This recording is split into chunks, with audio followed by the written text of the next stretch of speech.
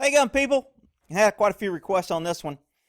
Um, Evidently, this is I think Las Vegas cops. I think they're called Metropolitan Police or whatever, county, city together. They wore tan. I thought it was CHP at first because this guy got all excited and was making some errors. But this kind of escalates kind of quick. The guy did an okay job.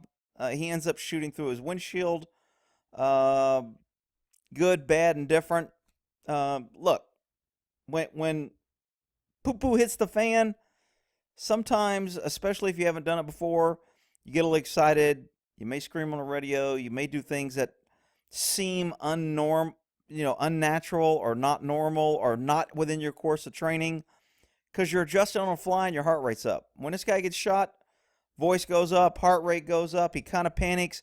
He really likes to keep this hand on the wheel. He's talking on the radio with this hand. He draws his gun with this hand. So when he's got his gun, he can't talk on the radio. So he has to put his gun in his other hand. And, a lot of issues. You're in the car. Let's take a look at this. Charlie 4 in pursuit of the suspect vehicle. It's going to be southbound Mojave. Shots fired. Shots fired. Okay. He puts out shots fired, and he's not clear that. Remember, there's dispatchers and there's cops and there's other people that are listening, and you got to paint a picture and be a little bit more articulate than just shots fired, because most people are like, well, who's shooting? Are you shooting? And if you are, why? What did you see? Are they shooting? If they are they shooting at you? Are they shooting? So when you say shots fired, there's a lot of questions that pop in dispatch and other cops' minds. So this guy could have been a little bit clearer. Hey, shots fired from a vehicle. They're shooting at me. My vehicle's taking hits. They're shooting dangerously at other cars next to him. They're shooting at buildings as they're driving by. He should have been a little bit more articulate, but he kind of panicked and just yelled, shots fired real quick.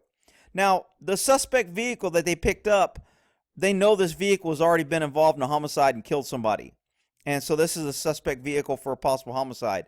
So obviously it's a high-risk call, pursuit, stop, contact, whatever you want to do, call it. Happy, southbound Mojave from where?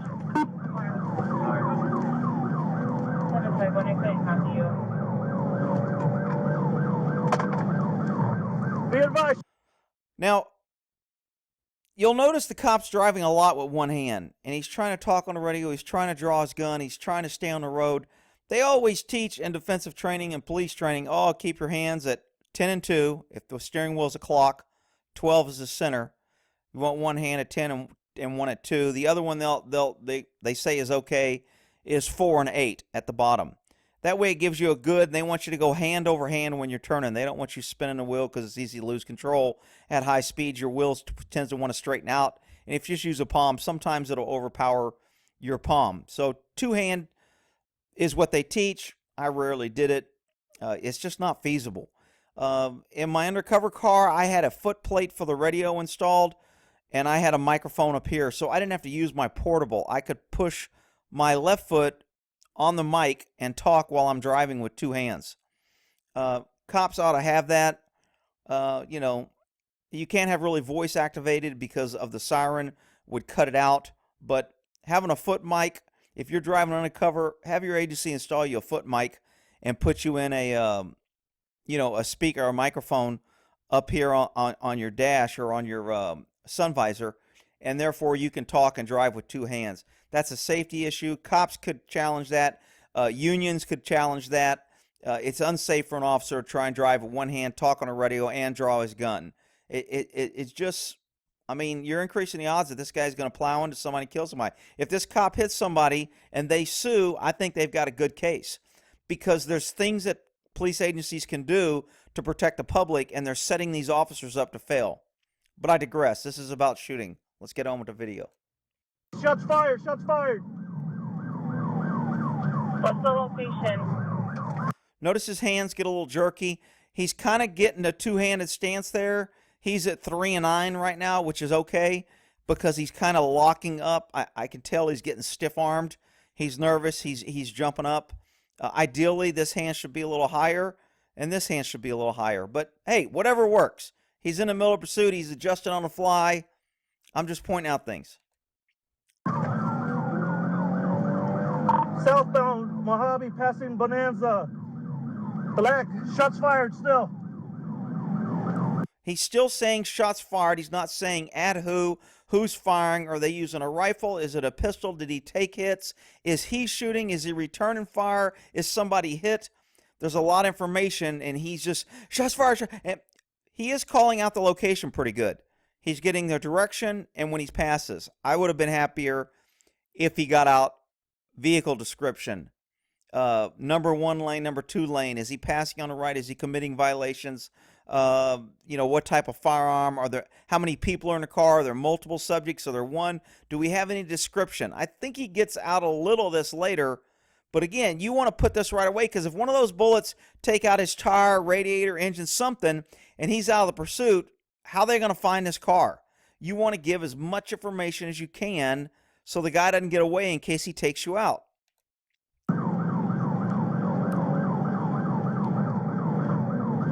Charlie 4, I copy. 751, you copy? Give me the air unit. Again, he's trying, a good dispatcher, a good sergeant, if you're chasing a felony suspect and they're shooting from a vehicle and there's an air unit available, somebody's going to think of that and do it. I know it's kind of natural. I've requested an air unit come time, and dispatchers come back sarcastically. We've already notified them they're on their way. Because it's kind of like, why are you telling me this? Well, when you're in the heat of the battle, sometimes you're trying to get shit out and your mind's going a mile a minute. So just yelling, give me the air unit, again, I kind of think he could get out more information on vehicle description, number of occupants, what type of weapon, how are they dressed. Things like that are important to get out over the air. It's recorded. People can review the recording later. If they lose them, they can review the recording, maybe pick up something that they might have missed in the middle of pursuit. Get that information on the radio and lock down in a recording, and so it's permanent, and we have it, and we can go back and review it. Shots fired! Shots fired! Who's shooting? Give me the air unit. Going back, switching. Still southbound Mojave, approaching Charleston. Okay, his voice is high. He's kind of not staying focused. He's putting one hand on here. He's moving his hands. He's trying to grab the radio. He's trying to grab. He wants the air unit. Shots fired. Give me the air. We're going this. His mind's going a mile a minute. I mean, this is going to happen. As he gets in more pursuits, as he's in more high risk calls, things will calm down. He'll learn how to control that. Cops tend to be really hard on guys that do this when they get on the radio, but all rookies, all young guys do it. It's kind of a process. You have to learn through experience, and it is what it is. I'm not dogging on the guy saying he's a horrible cop. I'm just saying he's making some errors that he could work on, or that a more experienced officer maybe would not be doing. Southbound Mojave approaching Charleston. Shots still being fired. Occupied 2 times, HMA. Driver's got a bald head, tattoos, black shirt. Passenger's got a white shirt. Good. Finally got out some information.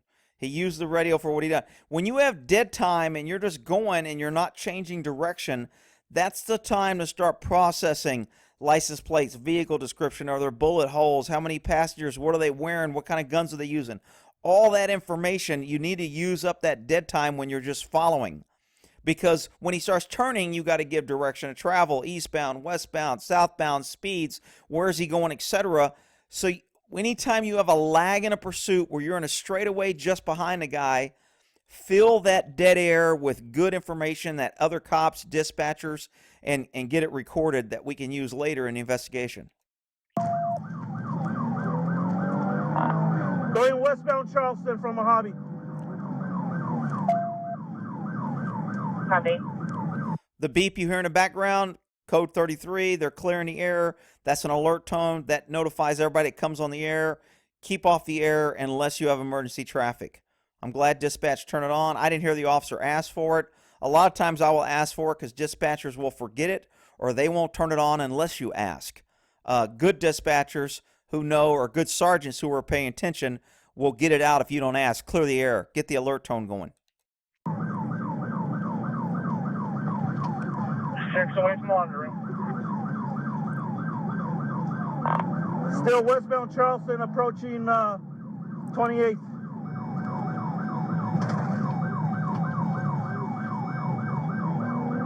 6 away, confirming pursuit, and how many do you have with you? Got one more unit. I've been shot at. Are you injured? On DPAC with the air unit following. Okay, units are stepping on each other. You hear that beep on the tone? This guy's trying to answer dispatch, and another unit jumped in and started talking about other stuff. And when two units talk, it blocks them out. Now, I've heard they've got better radios now if they don't do that and it switches, but I'm telling you, it's a pain in the butt when you have multiple units talking. That's why, unless you're in a pursuit, nobody should be talking but this guy in dispatch, period. The sergeant is like, how many units you got in? Because the sergeant's got to be in control. I got to act like I'm doing my job. Look, you ought to know how many units you have there. And if another unit joined in, he should have joined in on the radio. If he's got another unit, why didn't I hear on the radio, Sam 4, I'm in the pursuit, I'm number 2 vehicle, or I'm number 3 vehicle, or I'm behind a suspect vehicle, or why didn't he let dispatch know? He was staying off the air so this guy could talk. But if you're on scene and you're watching and nothing's going on, you can get in there real quick and let them know you're in pursuit, but that's not really priority traffic. And the sergeant asking how many units he has isn't priority. You've got a cop being shot at, you're trying to get an air unit, it's still evolving. That sergeant needs to shut the hell up until something's important needs to be put out. And how many units he's got in there is not important. It sounds good. There's some lieutenant or captain or deputy chief up there saying, oh, that was a good sergeant. He's trying to control the streets and make sure officers are not all jump. You know what? On a call like this, all units jump in. You can't have enough units when you're getting officers getting shot at. You don't want this guy getting away, and you want to shut this down quick. So the sergeant asking how many units, it's BS to me. But in the vehicle, we want to try to combine channels. From Charlie 1, are you injured? It's Charlie 4, I'm not injured. Dispatch is calling him by his wrong call sign. He corrected her. Charlie 4. She said, Charlie 1, are you injured?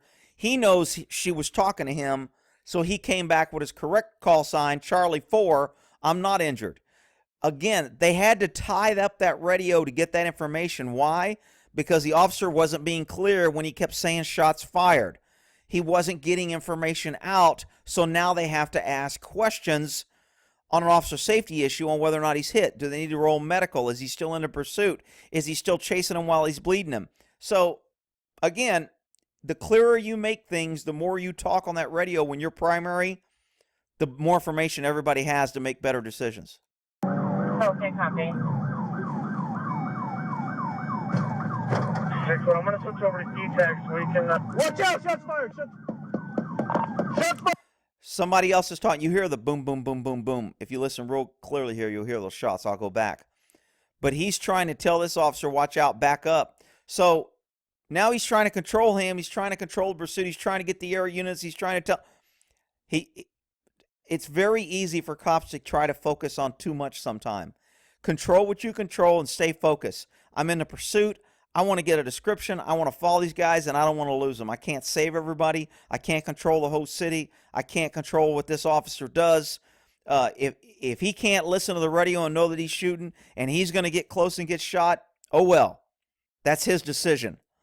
But trying to control him and pay attention to him is going to distract you and divide your attention, and you're going to end up crashing or hitting another car because you're not paying attention to what you're doing. A lot's going on. Try to minimize and focus on the minimum things you have to. Fired! Shots fired again! Oh, I forgot to go back to hear that. Shots fired! Shots fired again! Hear that? It sounds like a semi-automatic or maybe... Shots fired! Shots fired! Shots fired again! Copy. Where are you at, Charlie 4? Going northbound eastern from Charleston. Hey, back up! He's shooting. Trying to control the other car. I think the other car gets hit and loses, has to back out of the pursuit because he got too close.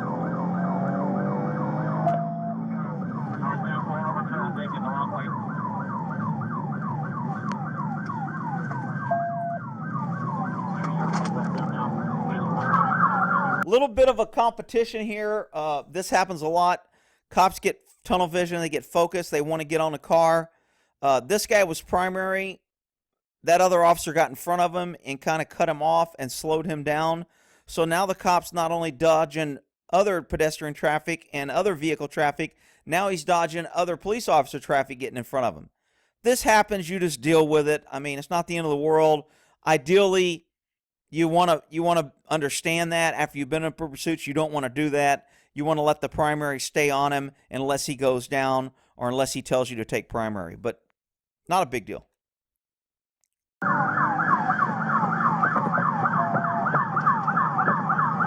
Okay, so now we're switching hands. This is his strong hand because that's the hand he pulled it. That's where his holster's at.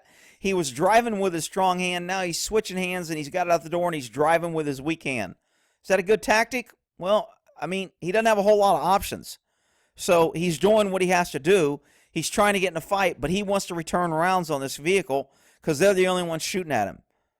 Is it necessary for him to return rounds? Probably not. Is he going to miss and maybe shoot somebody or go through a house or a roof? Or probably. Is it the best thing? Probably not. But you know what? When you're getting shot at, meat eaters like to shoot back.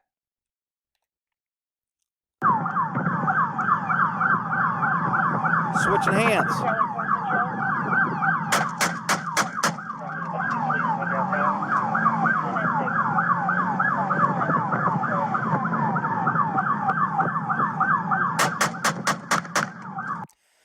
Okay, through the windshield. This is probably the third or fourth video I've seen where cops are doing this.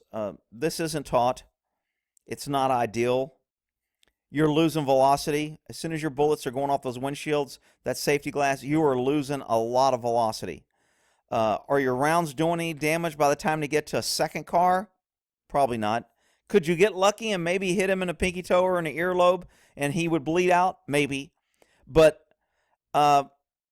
shooting at this guy through the windshield, I don't know. Besides his ears are ringing, he's not hearing anything now. Besides smelling, you know, the burnt powders and the gases in the car, besides messing up his vision, there's a lot of negatives to this. Is it an absolute no-go? Maybe there's agencies out there that have made policy. You will not shoot through the windshield. If they haven't, they probably will, because agencies love to write policy. Would that be a good policy? I don't like too restrictive policy, because then when you do it, now the department has something to come after you and go, oh, you violated policy, so we don't have to back you up. You were wrong, and now we're screwed, and so we'll just make policy that forbids everything, so no matter what you do, we can always say you violated something. So I would not be in favor of a policy that prohibited shooting through a windshield.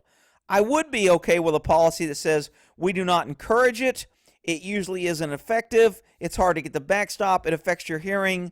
It's been deemed that it's not an effective tactic to use, and it's discouraged. That way, if you do it, you're not in violation of policy. I wrote policy for officers to help them. I did not write policy for administrators to use against officers to screw them.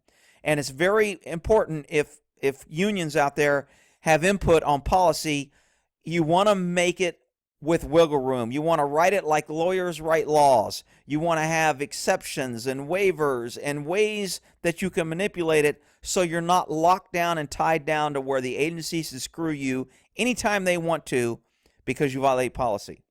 That's my opinion.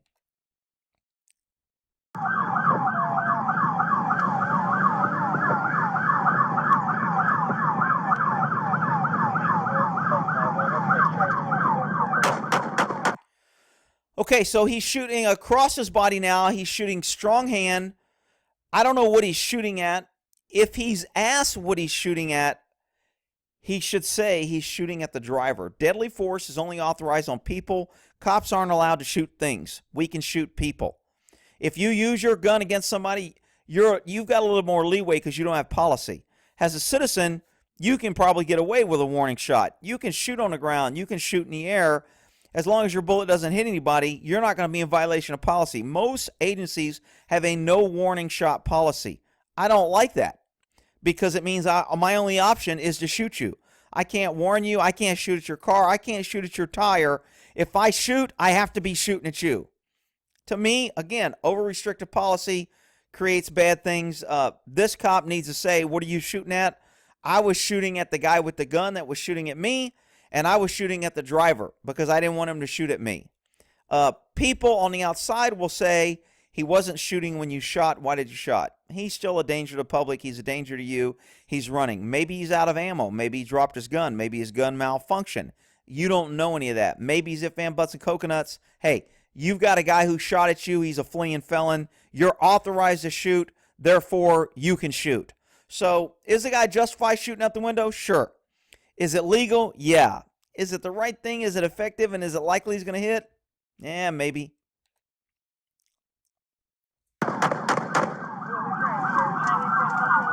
Get down! Okay.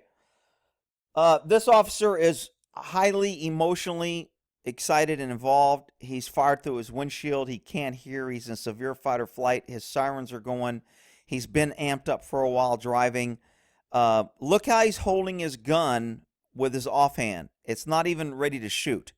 He's like gripped the trigger guard. And he ends up trying to put the magazine in backwards. And he ends up using the slingshot method instead of the slide release. Even though I have multitude of idiots come into my video every day telling me that it's not a muscle. If you can pull the trigger, you can use the slide release. And look, this is a perfect example. When shit goes bad, you lose minor muscle movements. You lose fine motor skills. If you use and train gross motor skills, you're more likely to do that instinctively, quicker, and faster in a fight. I don't care what you do. I said it in the other video. I don't care how you get your slide forward. I'm just telling you, when you train for large muscle groups and you use the slingshot method, pulling the slide back, you get full compression on the spring. It's the same way that you would clear a malfunction. It's the same way that you get around in the chamber. It's a good technique to do. This cop does it. Watch him get the magazine in.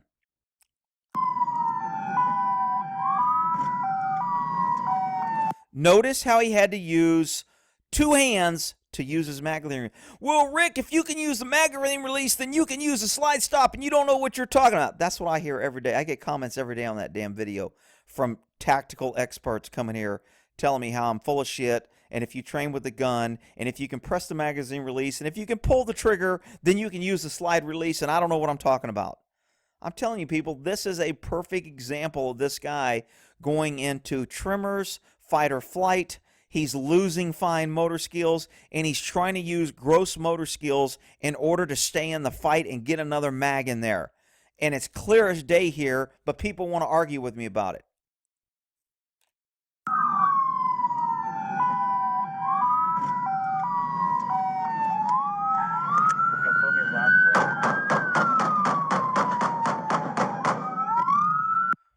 He gets some rounds off. That's what I call a mag dump. He was putting rounds down range. Was he hitting? I don't know. Was he spraying and praying? I don't know. But I know he had a hard time getting that mag loaded. And he's holding the gun in a way that no one has ever taught at the range. Why? Because he's in fight or flight. Things are going fast. Things are going a mile a minute. He's got tunnel vision. He's trying to focus on them, and he's trying to focus on the gun. His eyes are saying, don't take your eyes off the threat. And then he's like, I can't see the button, and I've got... Look, I'm not cracking on a guy. I'm telling you, this happens to people in real life shit. And the people that come here and want to tell me, if you train and I've used the slide release my whole life, and if you can hit the mag, and if you can pull the trigger... I get so tired of that damn video. I'll put a link in the description of that video and go read the comments. I mean, I've probably deleted 100 comments because I just got tired of people coming here telling me I'm an idiot and an asshole because I'm telling people that, and if you train right, you should be able to use a slide release and punch the magazine and reload. Very easy. It's all easy. Everything's easy for all the cops that train on the range and that have never done anything. All right. I think that pretty much ends this video here.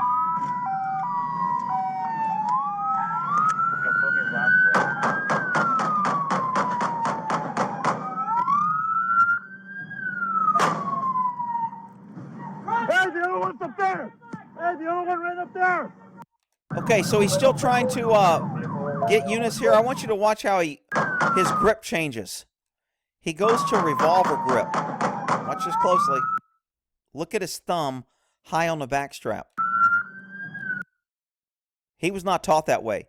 This is a bad grip. If the slide comes back, it's going to hit his... He may have cut his fingernail not knowing it because he's in flight or flight. He's not going to feel pain. But he doesn't have the thumbs forward, up, or crossed. When you're shooting automatic, your thumbs should be forward, crossed, or pointing up. I've got several videos on it. That's why they train that way. You don't want things behind this slide coming back when you're firing rounds. This is more of a revolver stance. He's changed his grip. He's changed the thing he's done because he's in fight or flight, because he's kind of in panic mode, because things are happening fast. I'm not dogging on the guy. Don't come here and tell me I'm being a hard ass and I do everything perfect and all this other crap. I'm trying to pass on from experience and training. I'm an instructor. I've been an instructor a long time. There's a reason I teach the things I do, because of the way I've been taught, because of the things I've seen, because of the knowledge that we've gained through video, that watching things. We know how and why things happen, and we try to train to prevent that. All right, hopefully you got something out of this. Pretty good little video. I'm okay with it, and we'll end that there.